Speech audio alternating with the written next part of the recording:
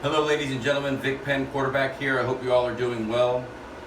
It's important to understand that when you're working with a quarterback, especially a quarterback who's playing on a football team and has quarterback coaches on that football team, that you coordinate with that program or that team. One of the things that we do here at Virtual QB Training is, because I played for so many different teams, and you quarterbacks that are out there listening know this very well. Because I played for so many different teams, I had to learn so many different offenses. And throughout that process, I realized that a lot of them are exactly the same. They just use different terminology, different verbiage. They call it Louie, they call it Larry, okay? Stuff like that. So it was very easy for me to pick up an offense and understand it pretty quickly. Now obviously there are some exceptions and there are some differences here and some differences there that you always learn, which was great because it was knowledge. But for the most part, picking up an offense is fairly easy. That's why you're able to see quarterbacks come in on the NFL and play a game in 3 days. You know, being on a team and, you know, all of a sudden they're starting in 3 days when people get hurt and whatnot.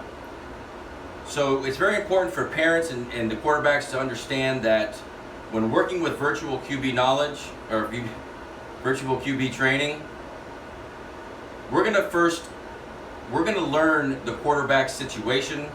We're going to learn the quarterback's verbiage on his playbook so that he's not being confused, all right? Because the last thing we want to do is confuse the quarterback, right? We're here to help. So we want to make sure we get in with the coaches and speak with them.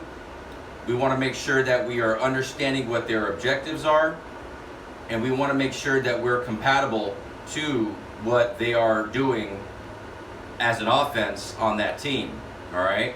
Very important to understand and very important to feel confident in the fact that we're going to work with the team, not against it, okay? So, having said that, today we're going to talk about a basic cover 2 defense. Now it's important to understand that there are differences in cover 2 and there are different ways to play cover 2, all right? But this is pretty much your basic cover 2 defense, and it's going to be shown to you in a quad situation with 4 wide receivers, okay? So you have X, H, Y, and Z, all right? You've got your corner, you've got your Will linebacker, your Mike linebacker, and your Sam linebacker, and you got your free safety and your strong safety, okay? The responsibility of the corner in a cover 2 is this area, okay? So if the receiver runs deep, he's not going to run with the receiver. He's going to stay in this flat area, in this area, all of this area. Now he may come up at the snap of the ball, he may go a little bit this way, he may go back, all right? There are a lot of different ways that this corner can play cover 2, and each player has their own tendencies. Very important to understand, because just because it says something on the chalkboard doesn't mean that player is going to do that when it comes game time, right? So, but this area, so if this H were to run a flat area, a flat route, the corner would cover it. You know, you got to be careful. Let's say H would run a 10-yard out, the corner would be sitting back a little bit right underneath it, all right? But anything further than 8 to 10 yards deep, the corner's going to let go, okay? The corner's not going to cover, because then it's the safety's job to come over. So if this guy's running a fade route, X, running a fade route, he's going to follow the fade route to a certain point, and then he's going to break off and look for anything underneath, all right? And that's the corner's responsibility on a cover 2. Will's going to cover this zone, all right? Mike's going to cover his zone. Mike can drop, Mike can come up, Mike can move to the left, move to the right. Mike can come back here and then come over here, all right? Mike can come back here and then come over here. But Mike's zone is right here, and he's going to be on his head on a swivel looking for anybody coming into his zone, all right?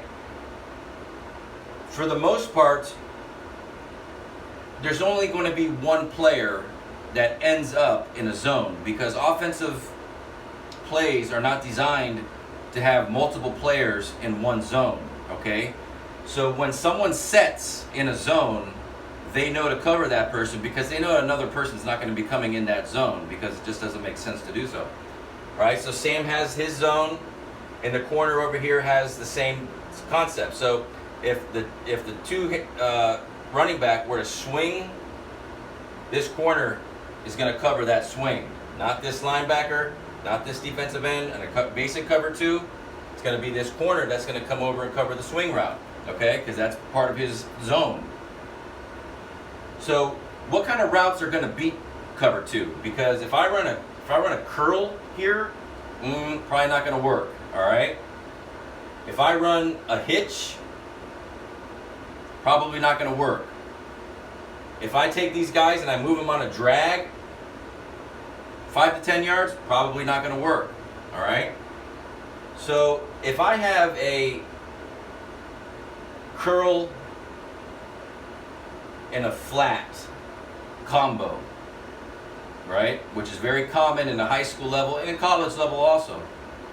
Everybody knows the curl flat. Well, what if they come out in a cover two and I've got a curl flat combo called? This guy runs it to the flat, this corner short, he's got that flat. He jams this guy a little bit, causes a little commotion here. This guy comes to the curl and Will is sitting right back underneath it. They've got it covered, right? They've got it covered. So let's run some routes that can beat a cover two, all right? One of my favorites in a cover two situation is the hitch corner combo, all right? So I'm gonna put my X on a 5-yard hitch, all right? That's a zero route.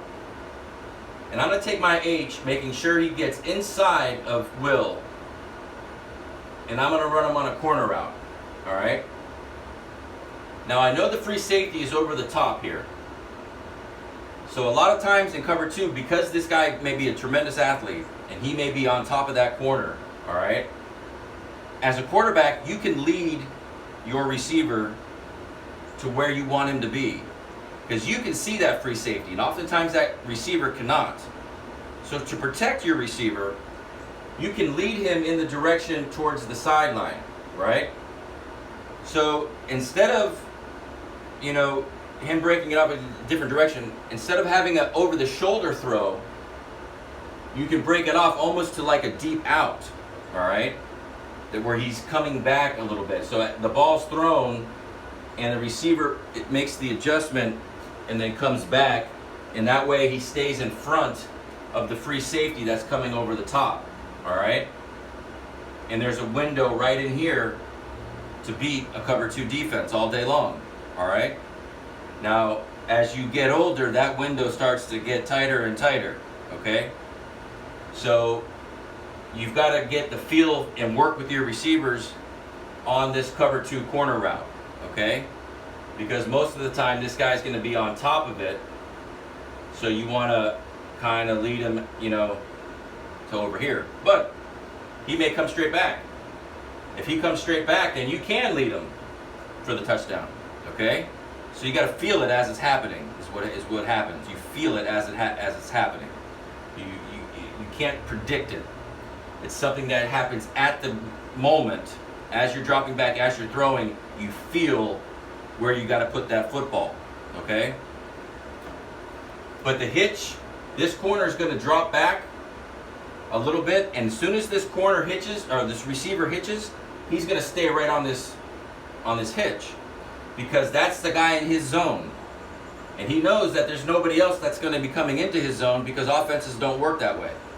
So he's going to stay there, but you still got to be in tune to what he's doing, because if this guy's a great cornerback, and he knows that it's cover two, then he can bait you a little bit, all right? So he sees that hitch. He may know that you're already covered on. He may bolt back, all right? You've always got to pay attention to this corner on the cover two, all right? So assume that H is going to get open. He's going to get past Will. He's going to beat the free safety. And make sure that your corner is not dropping underneath your flag route. What if he messed up? What if he's a new corner and they call a cover 2, but he's confused and he just drops into a cover 3 type coverage and he's sitting there? So you've still got to make sure that this guy's not getting underneath your corner route, okay? Got to make sure this corner, trust that H is going to get past Will and is going to get to this corner before this safety does. That you can, bet on your receiver. But this guy right here is the guy you got to watch, corner. Now, another good route that can beat cover 2 is a simple fade route because of this window here, okay? So you've got Z here coming up and then fading it to the outside. You still have the strong safety that's coming over the top, all right? This corner is going to ride your receiver, and then we're going to put this running back on a swing route, okay? And when his peripheral vision, he's going to be watching, this corner is going to ride, and he sees that swing route, he's going to come off, and he's going to come and run and cover his zone, because this is the guy now in his zone. This guy's leaving the zone. He's running through it, but he's leaving the zone. This guy's entering the zone, okay? So this corner's going to ride, and then boom, he's going to come and cover this swing route, okay? Which means your receiver now is let go, and it's the safety's responsibility to cover him deep, which means there's the window right here, which is identical to the window which is right here, right? It's just a different route, but they're both ending up in the same spot. So in a cover 2 and you're throwing a fade route, it's not going to be one of those over-the-shoulder types. It may be a zing, in front of the safety, behind the corner. So the corner lets off, the safety's coming over, you zing it right in there, okay? And there's that window. Another great route that I like is the post route by the slot receiver, all right? Why? Remember, these guys are covering deep half the field, so I like to put Y on a skinny post, all right? Making sure he gets inside of Sam, and over the top of Mike. He's got to get inside of Sam and over the top of Mike, all right? Mike has got this zone here. Sometimes, depending on who this Mike linebacker is, sometimes Mike may drop back way back this far, all right? He's got him. Sometimes Mike may react and he may start running towards the swing when he sees it. Now he's over in this area somewhere. Sometimes Mike may come over here and he just may kind of chill out in this area, which is what mostly happens. They got this zone. So there's a window as these guys move right here. And it can be a very big play in a cover 2, all right? Because there's that window, and if you catch it right, it could go for 6, all right? But Mike is going to try to get back far enough, so it's important for this receiver to be quick, get inside of Y and to the post, over the top of Mike, all right? So these are just a couple of routes that are, good against a cover 2. These are the kind of things that you're going to be learning at virtual QB training. We're going to focus on your technique and your ball positioning and your footwork and your drops and, your form and your mechanics, your throwing motion. That's all important, don't get me wrong.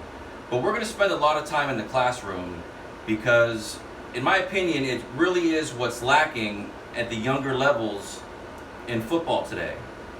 I really feel that quarterbacks are not being taught properly the way to play football, all right? And the most important thing the quarterback can learn, and the first thing the quarterback should look for, is whether or not my offense, the play that coach called, whether or not my offense is in a good play or is going to be running a play that's going to be stopped by the defense that's called. And the only way to do that is to understand what these defenses are doing, because they're all different. So this team may run cover 2 this way, that team may run cover 2 that way.